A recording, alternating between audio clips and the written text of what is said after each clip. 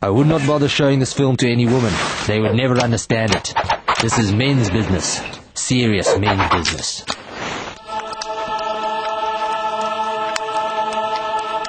Mac was at the braai, and Stu was at the braai, and I was at the braai. 3 men standing around a braai, sipping beer, staring at boerewors, rolling them backwards and forwards, never leaving them alone. We were drawn there like moths to a flame. The braai was a powerful gravitational force, a man magnet. Stu said the thin ones could use a turn. I said, yeah, I reckon the thin ones could use a turn. Mac said, they could definitely do with a turn. It was a unanimous turning decision. Mac was the tong master, a true artist. He gave a couple practice snaps with his long silver tongs before moving in, prodding, teasing, and with an elegant flick of his wrist, rolling them onto their little backs. Unless the tong man would have flicked too hard, the sausages would have gone full circle back to where they started.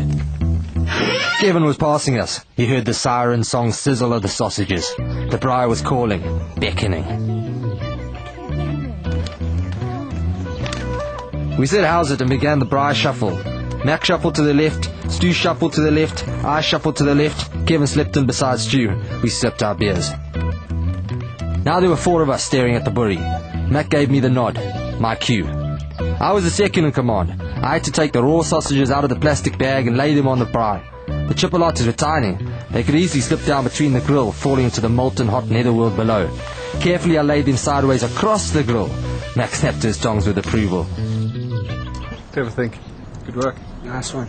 There was no greater braai honour.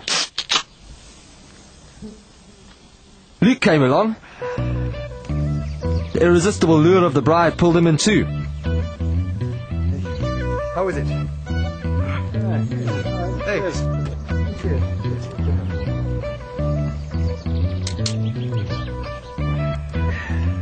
Stu was the fork pronger. He had the fork to prong the tough hides of the Free State's finest boerewors, and he showed a lot of promise, stabbing away eagerly, leaving perfect little vampire holes up and down the skins. You know, I'd thought they'd have cooked a lot better if you didn't keep poking. In the silence you could have heard a chipolata drop. This newcomer was a rabble-rouser, bringing in his crazy ideas from the outside. He didn't understand the hierarchy. First the tong master, then the burry layer, then the fork pronger. Everyone below was just a watcher. I'll just, Maybe eventually they'll move up the ladder, but for now, don't rock the weaver. Then Wendy came up. Smells good, guys. She was trying to jostle into the circle. We closed ranks, but she was keen, heading for the only available space, out there on the other side. The gap in the circle where all the smoke and ashes blew. Nobody could survive the gap. Nobody had ever survived the gap. Wendy was going to try. She stood there stubbornly, smoke blinding her eyes, ashes filling her nostrils, sausage fat splattering all over her arms and face until she could take it no more. We sipped our beers.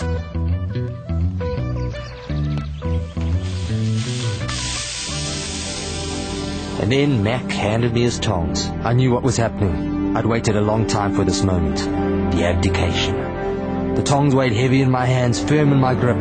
Was I ready for the responsibility? Yes, I was. I held them up high and proud. I was the tong master.